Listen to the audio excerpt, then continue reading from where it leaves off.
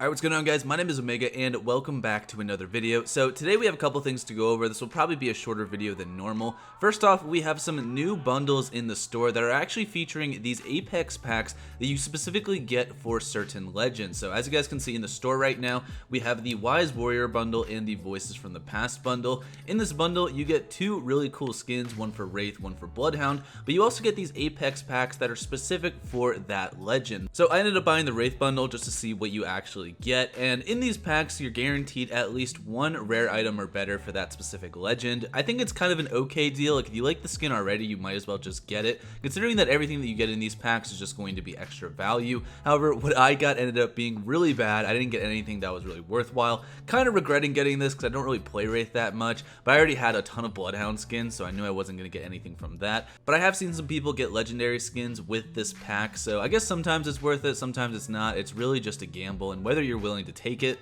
Now, we also have some comments from developers on the recent hacker situation that took place just the other day. First off, I want to talk about this sequence of tweets posted by Ryan Rigney over on Twitter. Keep in mind, he's the director of communications for Respawn, so he's the one that's basically the public face of the company. He said, "Nobody wants to hear devs complain when DDoS attacks are still a problem we haven't solved, but this article is right. I was holding my newborn nephew when I found out about the Apex hack, had to hand him back, go work, and miss out on a day with family." Also, Sunday's attack was tied to an awareness campaign that we've already publicly acknowledged. The problem's not awareness, it's that DDoSing in particular is just a hard problem to solve, really hard. And then he goes on by saying, "The team has never stopped working on DDoS solutions, and anti-cheat is just a never-ending war of whack-a-mole. On the DDoS front, we will solve this. When we do, I promise you it won't be because hackers made us aware by ruining a holiday. They achieved nothing of value." And I definitely have to agree with Ryan here. I feel like this hack was pretty pointless considering that developers have already expressed their concerns regarding both DDoSing in Titanfall and Apex in the past, so this really didn't do much, and especially afterwards, since developers were getting so much hate just from the entire community. Like, I saw animators, I saw writers going off of Twitter basically because they were getting so much hate from the community, even though they have nothing to do with like DDoSing and Apex. They don't even work on that side of the game. And while I agree it's a huge issue that needs to be solved, it's not like developers can just go into the game files and like turn hacks on or off. Like, it's not that simple. This takes weeks and months worth of work. I'm sure they're having to like rebuild systems, hire new people just to figure out how to prevent this from happening in the future. So while this is taking longer than expected, I'm sure when it does finally get fixed completely, we're not going to have to worry about it for a very long time. At least that's the goal. So remember to be respectful to developers, know that they're doing the best they can to actually solve this problem, and don't harass people on their Twitter, man, especially the people who have nothing to do with DDoSing or hacking or really anything on that side of the game. Now, I also wanted to mention to you guys that EA Play Live is actually happening tomorrow morning. So basically what's going on with this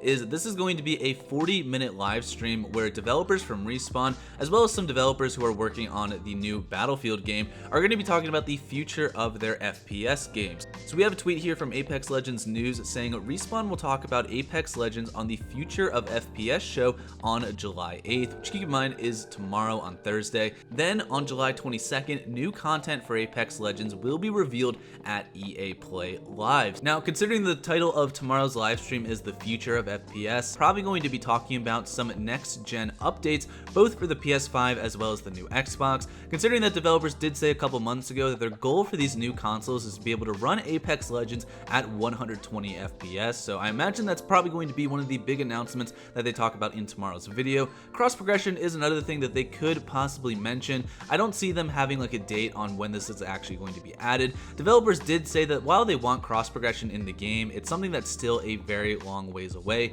If you guys don't know, cross progression is basically like if you have your account on PS4, you'd be able to then play that exact same account on like a PC or on an Xbox, and you wouldn't have to, start all over and lose all of your cosmetics. It's something that most games have nowadays, and Apex has kind of fallen behind on this, but I really hope for some more updates in tomorrow's video. Now, you guys can catch this live stream on, I'm pretty sure, IGN's YouTube page. So they're going to be one of the people that's going to be streaming it at 10 a.m. Pacific time, but I will be also tuning into it and providing you guys an update after the live stream on everything that was talked about regarding Apex Legends. Now, to end today's video, we actually have some data mined information regarding map changes for Season 10. Just want to let you guys know this is coming from the game files. If you don't like spoilers and you just want to be surprised when it comes out, you should probably click off of this video. Just want to give you guys that quick disclaimer. But anyways, we have a tweet here from someone who leaks, a very reliable data miner who's predicted a ton of things coming to Apex. So in his tweet, he said Season 10 teasers begin on July 15th and run until the 20th. Now,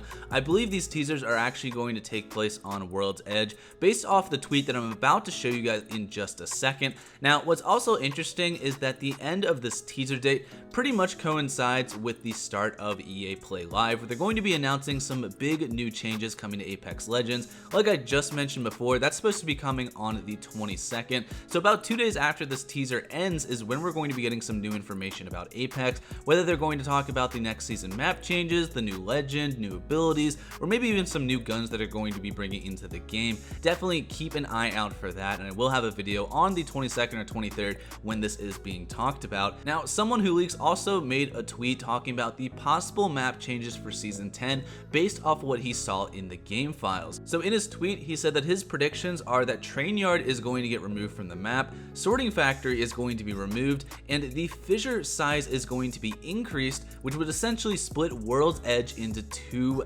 halves. And these are definitely some interesting map changes if this does actually happen. You know, I think Sorting Factory is an amazing location. I mean, that might just be an unpopular opinion. I really don't know why. Train Yard is an okay POI. I mean, I used to like it a lot more when the train was actually running on World's Edge, but now that there's no train, I really don't see a point for that part of the map. And I also want to remind you guys of this tweet that Jason McCord posted, basically teasing some new map changes that are probably going to be coming to World's Edge, saying that this meteor that landed in this volcano looks very similar to something that Rodney Reese is working on. Rodney Reese being the same guy who actually designed some of the map changes on World's Edge. And as you guys can see right here in one of these loading screens, we have the Harvester in a different color. So these two images look pretty similar, and we haven't actually seen the Harvester change colors yet. So everyone's pointing to that the Harvester is going to either like overheat, explode, or something's going to happen, and that would definitely make sense considering that someone who leaks prediction is that the fissure on World's Edge is going to get bigger and potentially split the map in half. So we're just gonna have to wait and see on more official information for what's coming in Season 10. But anyways, hopefully you guys enjoyed today's video. If you did, make sure to drop a like down below, and I will see you guys all on the next one. Have a great day. Peace.